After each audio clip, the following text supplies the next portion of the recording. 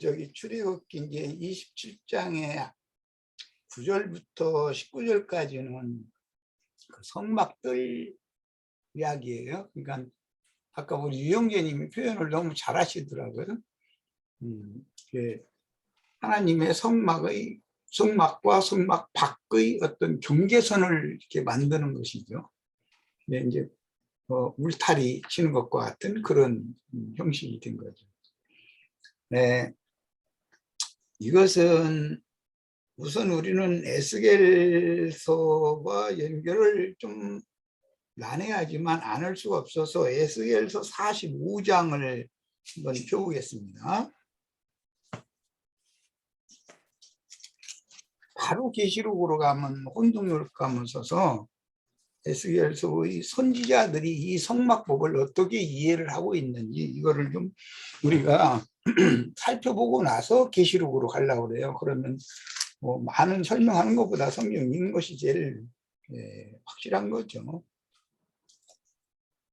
자, 45장 1절에서 8절 내가 읽습니다. 성경은 같이 눈으로 읽으시기 바랍니다.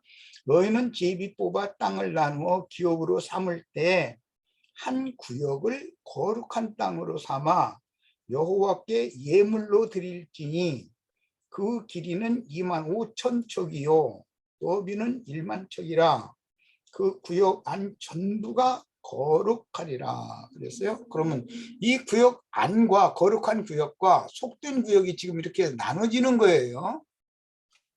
네. 성막 그 휘장 뜰의 포장 안쪽은 거룩한 것이고 바깥쪽은 속된 것이에요. 쉽게 표현하자면 이제 이것을 더 이제 넓게 생각하자면 애굽이라는 나라에 고센 땅이라는 곳이 있는데 애굽이라고 하는 전역 중에 고센 땅이라고 하는 특별한 그 영역은 거룩한 처소예요. 그리고 그 고센 땅 밖은 전부 속된 처소예요. 그걸 잘 염두에 두셔야 돼요. 그 중에서 성소에 속할 땅이라는 것이 있어요.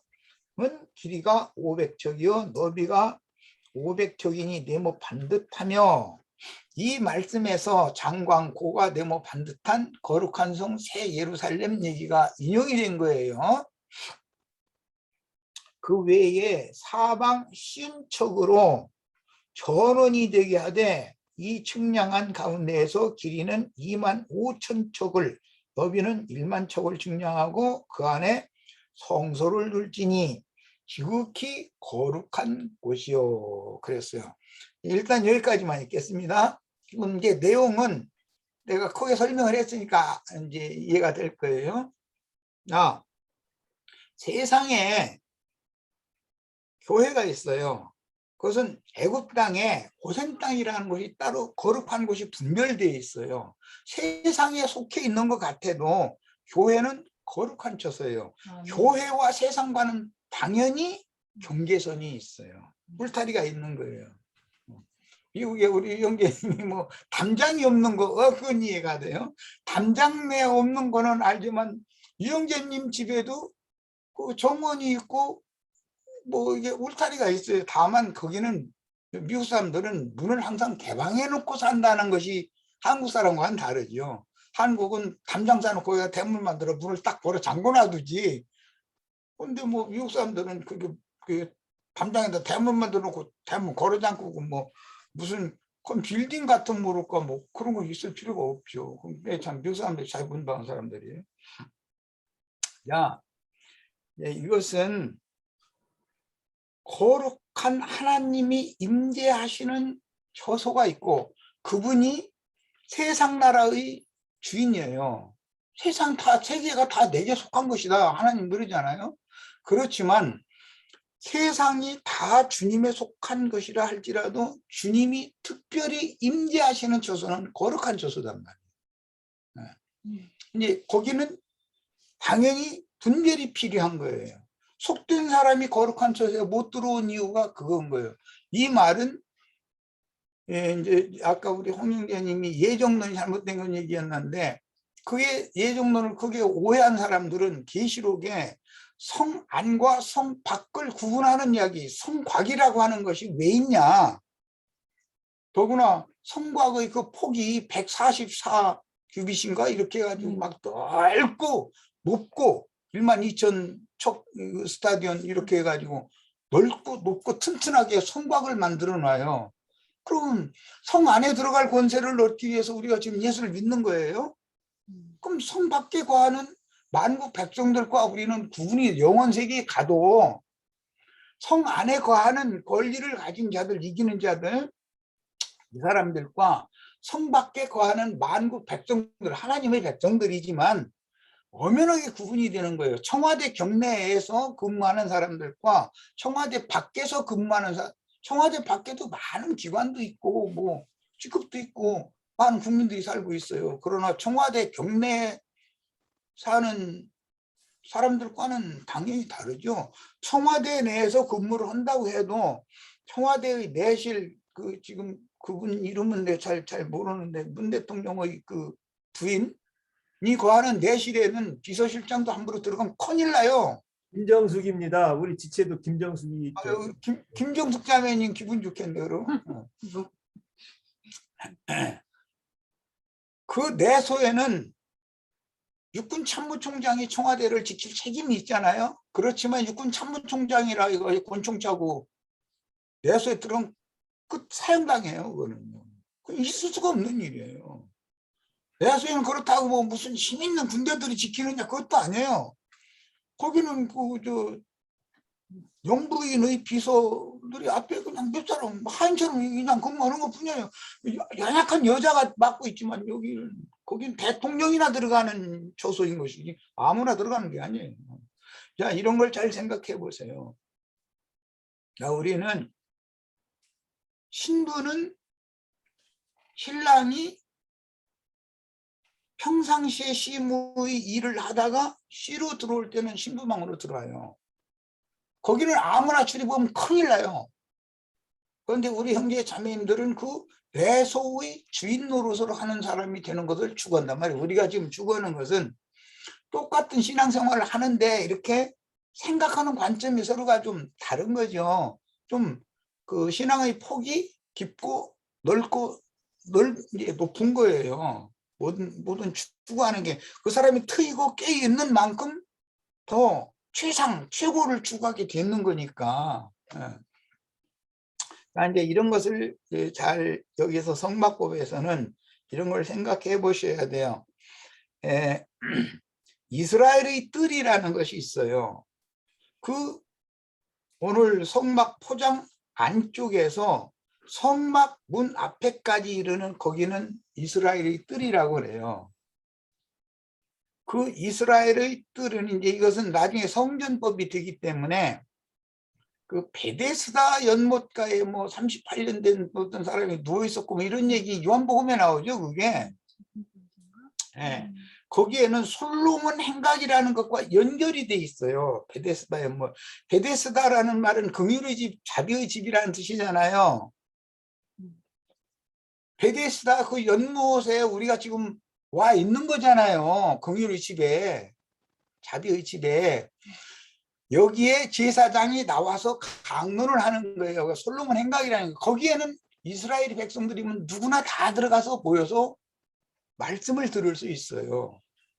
그 한계가 있어요. 그런데 성막 안으로는 못 들어가요. 제사장들이나 이제 성막 안에 또 들어가는 거니까. 그런데 우리는 대제사장과 함께 성막을 통과해서 성소를 통과해서 지성소까지 들어가는 걸 추구한단 말이야. 이기는 자들에게는 거룩한 성 예루살렘에 들어가는 권세를 얻게 하려 하십니다. 이랬어요.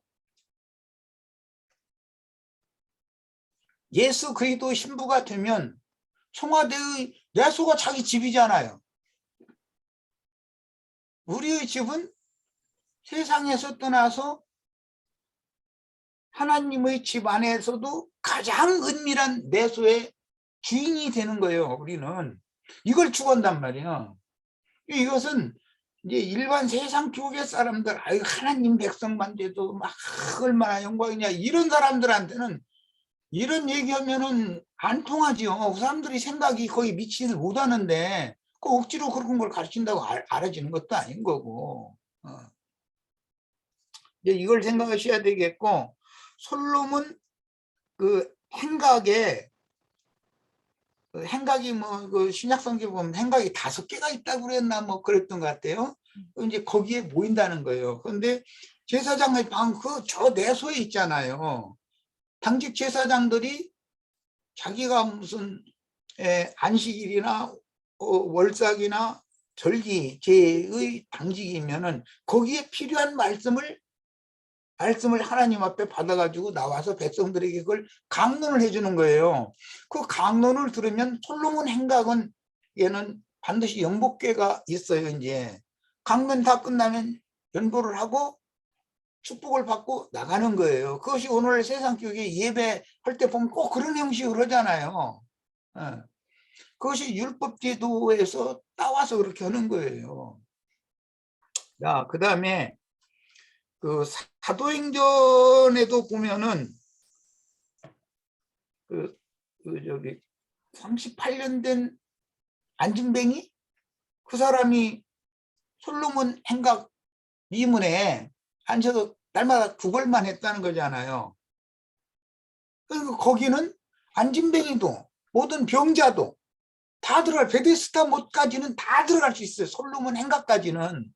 거기에서 병고침을 받으려면 제사장이 그날 자기의 어떤 병을 고쳐주는 말씀을 들을 때 아멘 하고 믿음으로 받아들이면 치료받고 나가는 거거든요. 그 얘기예요.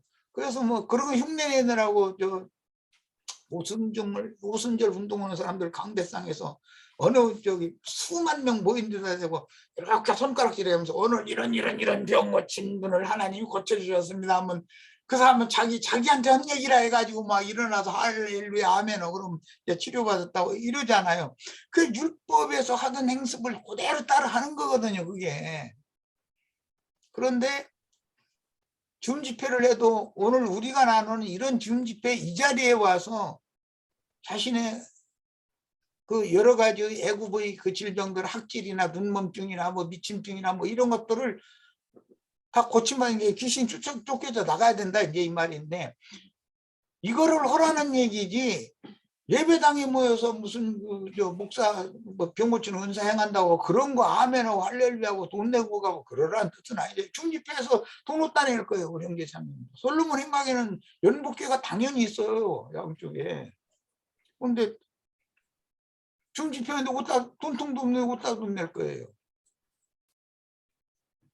형제 자매님들이 은혜를 입고 구원을 얻은 그 심령을 주님이 받으시도록 반드시 돌려드려야 돼요.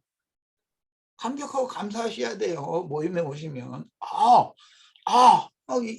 그냥 5만 원짜리 데려다 내려고 하지 말고 한마디 하시면 돼요. 그러면 주님과 다 통해요. 주님이 그 저기 연기와 냄새를 흠양하시는 거예요. 그때.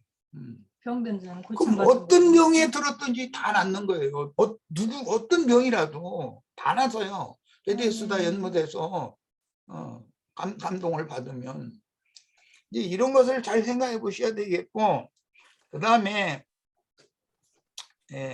이제 두 번째 단계는 기둥이 있고 기둥 머리 이야기가 나오는데 이건 출애굽기 38장 17절에 나오는 말이고 열왕기 편에 계속 나오는 말이에요.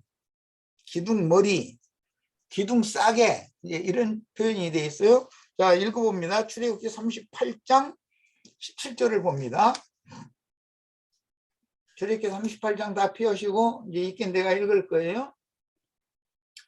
기둥 받침은 못이요 기둥의 갈고리와 가름대는 은이요. 용제를 좀 길게 설명할 수밖에 없게 생겼어요. 중요한 건 오늘 말씀에서는 출애굽기 27장에서는 안 나왔는데 기둥머리의 싸개는 은이며 이렇게 해놨어요. 그리고 기둥과 기둥 받침은 전부 노신데 가늠대가 있어요. 기둥과 기둥을 이렇게 견고하게 다 흔들지 않게 이렇게 붙잡아줘야 되잖아요. 그리고 또 위에 고리를 쭉 해가지고서 위에도 또 흔들지 않도록 그 고리를 쭉 연결을 해서 또 붙들어 매놔야 되잖아요. 그런데 그것은 전부 반드시 은으로 해야 된단 말이에요. 가늠대와 기둥 그 견고하게 매고 흔들리지 않게 묶는 것은 은으로 하는 거예요. 성막 마당 밖에 있는 뜰인데도 그런단 말이야. 거기에도 자, 이것은 내가 그리스도의 값없는 은혜로 구속받은 그런 생명의 체험이 명확하지 않은 사람이 장로 노릇을 해. 예를 드는 거예요. 이제 목회자 노릇을 해. 그러면은 그 사람의 생각 자체가 저주 아래에 있으면, 예를 들어 놋골이나 놋가름대로 그것을 붙들어 맨다고 하면 율법 제도권 안에 사람들을 불러들여 가지고 나가지 못하도록 가로막고 자기 종을 삼게 마련이에요. 이 말을 잘 명심해 생각해 보시길 바라요. 만약에 놋가름대와 놋고리를 사용을 하는 어떤 세상 교계의 어떤 큰 예배당이나 뭐 성당이나 뭘 예를 들어서 하나를 뭐 세웠어. 그러면 거기 나가면 율법 제도로 다 묶고 올가가지고, 율법은 저주잖아요. 심판.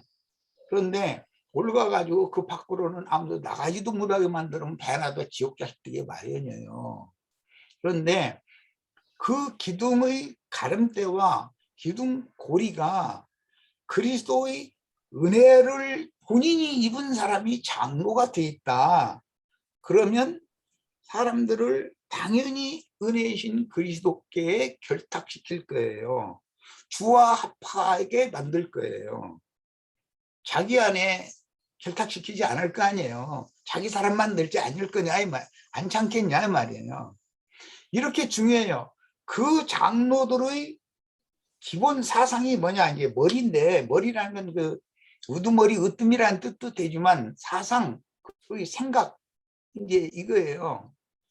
그런데 그리스도 어떤 남자, 교회를 인도하는 남자의 머리는 반드시 그리스도여야 돼요.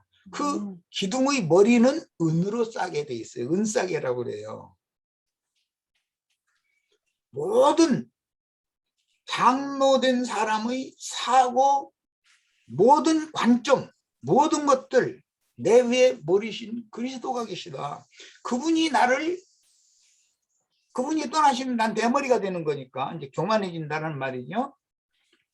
기둥 그 머리의 싸개를 그리스도의 은혜가 나와 함께 계셔서 나의 생각과 나의 마음의 모든 것들을 다 지켜주셔야지, 양심과 이런 것들을 그거 나를 덮어주고 계셔야지. 내가 만약에 기둥 머리가 되는 구속을 이루신 그리스도가 떠나가 버려. 그러면 지가 하나님과 맞짱대 하겠다니 이렇게 되는 거 아니에요.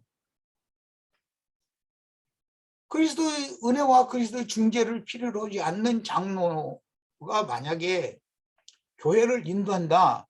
그러면 거기에는 마귀가 역사하게 돼 있다 이거예요. 당연히. 기둥의 머리를 왜 은으로 쌓아야 되는지, 은머리라고 하는지 이거에 대해서 깊은 이해가 꼭 있으시기를 바라요. 나야 이제 살 만큼 자랐고 어차피 나는 우리 형제들한테 맡기고 떠나야 되는데, 지금 이런 가르침들이 완벽하게 인이 쳐지셔야 돼요. 완벽하게.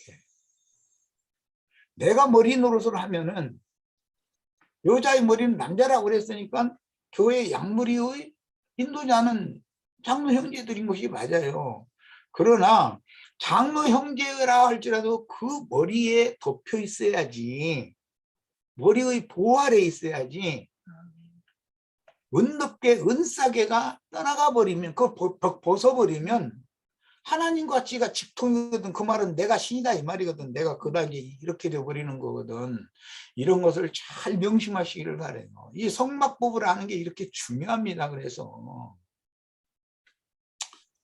그 다음에 생명싸개라 그러는데, 이 말은 모든 믿는 형제 자매님들이 다 동일해야 되지만 반드시 그리스도의 은혜가 그의 심령에 항상 임재해 계셔야 돼요. 영은 사람의 중심이 되는 것이고, 성막법으로 말하자면 사람으로 말하면 머리란 말이에요. 이게. 그 영의 하나님과 영으로 교제를 하는 거니까. 그런데 그 영이 교만해져 버려가지고 뭐든지 지멋대로 하려고 그러고 물어를 안 봐. 왜? 그리스도가 필요 없는 거죠. 은혜가 필요 없는 거예요. 은혜이신 그리스도가 나를 버리고 떠나면 장로고 장로 할아버지고 다 필요 없는 거예요. 그런 사람들한테 가서 맹신자 노릇하는 그 솔로몬 행각에 모인 신자들은 뭐가 되겠습니까? 헛돈만 내고 가는 거지 뭐가 되겠어요? 이런 걸 깊이 좀 꼭 생각을 해보시기를 바라요. 그 다음에 주와 합하는 자는 한 영이다 그랬는데, 반대로 귀신과 연합하는 자들이라는 말이 나와요. 우상들과 연합하는 자들이라는 말도 또 있어요. 연합을 하는데 성도들이 누구와 연합을 할 거냐, 누구와. 그 문제를 책임지는 사람이 홍영재님 제일 궁금하게 생각했다고 그랬는데, 성막법을 얘기하고 나서 왜 맨 먼저 뭐 법규 얘기를 한다든지 이렇게 해야 되는데 등불 관리하는 얘기를 맨 앞에다 놨을까? 그건 하나님이 보실 때 목회자의 사명을 말하고자 하는 거예요. 제일 중요한 것이 하나님의 집에 들어와서 기도하는 양무리를 맡은 주님의 사자들이에요. 일꾼들이에요. 근데 이건 필수적인 목회자의 사명을 말하기 때문에 그의 심령에는 항상 그리스도의 은혜가 늘 충만해 있어야 되는 거예요. 그리스도의 은혜가 충만하지 않으면 그 사람이 육신의 생각에 떨어지고 세상 어떤 것이 자꾸 보고 듣고 만진 것이 그 사람을 점령하고 지배하고 스멀스멀 들어가지고 그 사람 먹어버린 사람이 목회를 하면은 양무리를 다 배나들 지옥자식들이 여기에 돼 있어요. 불이 잘 켜진 상태로 밝은 빛을 내게 해서 모든 양무리들이 건강하게 잘 자라서, 그 말이에요. 밝은 빛을 내게 해서 주님의 영광이 되어져야 되는 것이잖아요. 빛을 발한다는 것은 주님의 영광빛을 반사한다는 뜻이니까. 그게 교회를 세우시는 목적이에요. 양무리를 누구에게 붙이는 것도 그래서 주님의 굉장히 깊은 어떤 배려가 있는 거예요. 어떤 양은 누구에게 딱 맡겨야 된다는 걸 주님이 결정하시는 거예요. 사람이 어떻게 결정하는 게 아니에요. 이런 세상 교계에서는 전혀 뭐 생각도 않는 이런 얘기를 하는 나에게 우리 형제 자매들 붙였는데 형제 자매들이 그 말 더 들어봐야 되겠네. 이게 내가 이거 신앙생활 여기에서 하다가 뭐 코박해야 되겠네. 이렇게 하는 것이 그게 이제 가름대와 이제 그 연결 고리에 이게 메인 건데, 그 사람의 그 목회자의 생명의 능력이란 말이에요. 이게 하늘이 주신 권세인 것이고. 그 다음에 거듭난 영을 관리하는 것이 등불을 관리하는 건데, 등불 관리에는 반드시 순결한 기름으로 예시되어진 금기름이 부어져야 돼요. 금기름을 붓는 통로가 얼마나 중요하냐 이 말이에요.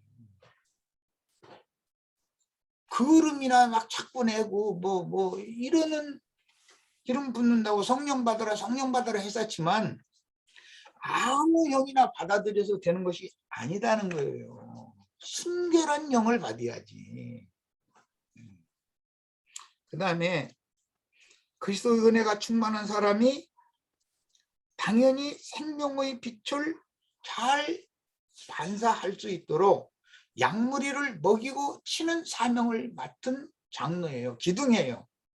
그런데 그 사람은 머리가 당연히 은덕계의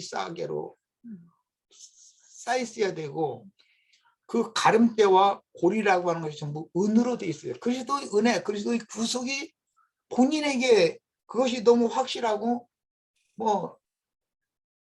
뭐라고 표현을 하기가 좀 그런데 생명의 체험으로 주님의 은혜가 아니면 그 사람이 숨 쉴 수 없고 산다는 의미도 없고 살 목적도 없고 가치도 없고 이것이 명확해진 사람이어야 된단 말이에요.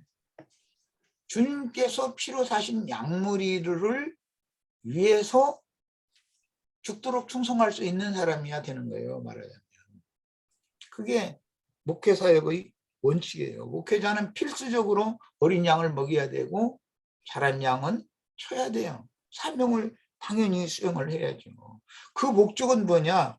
그 양무리들이 하나님의 영광이 되게 하는 거예요. 세상을 밝히는 빛이 되게 하는 거예요. 교회는 세상을 밝히는 등과 같은 건데 아까 우리 인용계님이 인용을 아까 잘못하던데 일곱 등은 일곱 교회인 것이고 일곱 별이 일곱 교회의 사자라고 그랬어요. 별도 반짝반짝 빛나잖아요. 밤 하늘에. 이게 교회 시대는 전부 밤으로 비유를 하기 때문에 불이야기도 등불 켜는 이야기도 그래서 있는 것이고 밤하늘이 별 이야기도 그래서 있는 거예요. 이런 걸 잘 꼭 생각을 해보시기를 바라고 베드로에게 누가복음 22장을 다 같이 펴니다. 요한복음. 누가복음 22장 31절로 32절을 읽을 거니까 우리 시체들 다 누가복음 22장을 펴도록 합니다. 31절로 32절 이게 주님이 마지막 베드로에게 떠나시기 전에 특별히 베드로에게 당부한 말씀이에요. 이스라엘 12지파를 다스리게 하는 권세를 나의 떡상에 앉아서 이제 왕의 상에 앉아서 먹고 마시게 해주고 이스라엘 12지파를 다스리게 하라고 그랬는데 통치, 판단하게 하는 권세를 주겠다 하신 다음에 31절 읽습니다.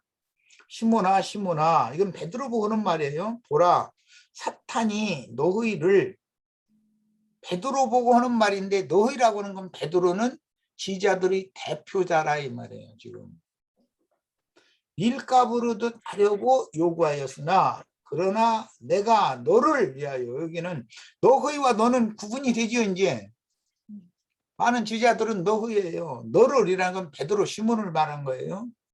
위하여, 왜 베드로가 흔들리기도 먼저 흔들릴 거고 낙심도 먼저, 왜 주님을 사랑한 만큼 혼적으로 깊이 사랑하고 크게 사랑하고 많이 사랑한 만큼 낙심도 클 거예요. 세상에서도 깊은 사랑 관계가 있던 사람이 뭔가 되면 상처를 더 빨리 받고 크게 받는 거예요. 그게 주님은 이걸 다 알고 계세요. 베드로가 어떠한 사랑으로 주님과의 관계성을 지금 맺고 있는지를 알고 있어요. 다른 지자들도 마찬가지고 혼적 사랑으로 이렇게 한다는 걸 다 알고 있는 거예요. 야, 일값으로도 가려고 요구하였으나 라는 것은 흔들리게 만든다라는 뜻이잖아요. 믿음이 흔들리게 만든다 그 말이에요. 그러나 내가 너를 위하여, 제자들 전체를 위하여를 하는 건데 사실은 제자들 전체에게 하는 말이 아니라 제자들 전체를 대표하는 베드로에게 특별히 하시는 말씀이에요. 너를 위하여 네 믿음이 떨어지지 않기를 기도하였느니. 마태복음 그 16장에 보면 그 믿음의 고백을 베드로가 했잖아요. 주는 그 그리스도시요 살아계신 하나님의 아들입니다. 이게 믿음의 신앙 고백이거든요. 그런데 그것이 흔들릴 수가 있다는 걸 염두에 두고 있는 거예요. 예수님이 육신적으로 죽으면 분명히 이 아이들이 다 도망가고 흔들리고 그럴 거라는 걸 예수님이 다 알고 계시다 이 말이죠. 내 믿음이 떨어지지 않기를 기도하였느니 너는 돌이킨 후에 라는 걸 보니까 떠나간 다음에 돌아오게 하는 얘기다라는 걸 알 수가 있잖아요.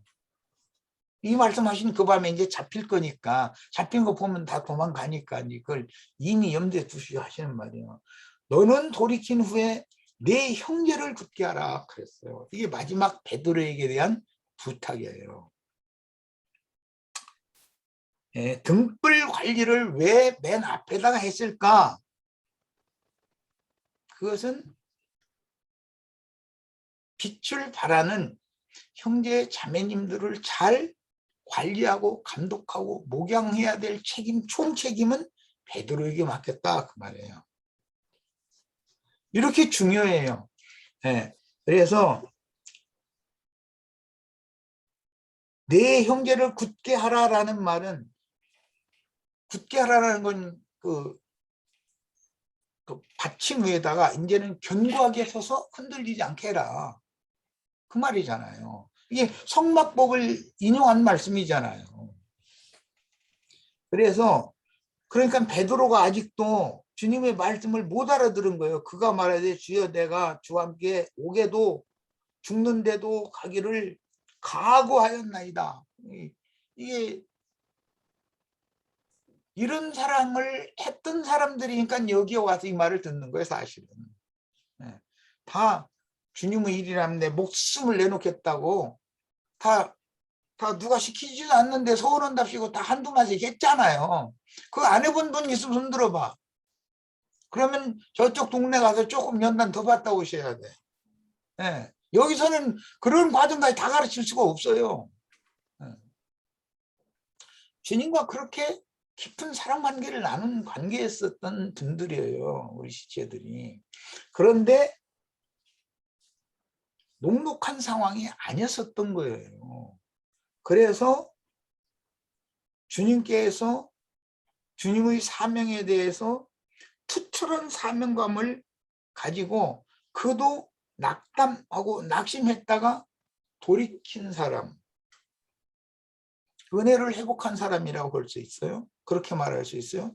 그 사람에게 다시 주님의 지휘자들은 다 돌아오는 거예요. 이것이 하나님의 말씀이에요. 성막법을 이야기하면 처음 시작에서는 법궤부터 시작했어요.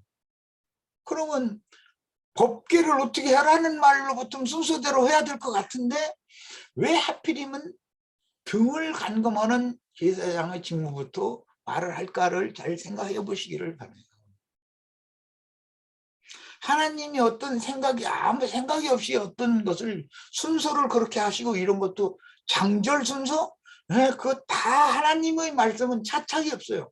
하나님이 어떤 말씀하는데 그 중구난방으로 뭐 무질서하게 이렇게 그렇게 말씀하시지 않아요. 질서정연하게 하는 거예요.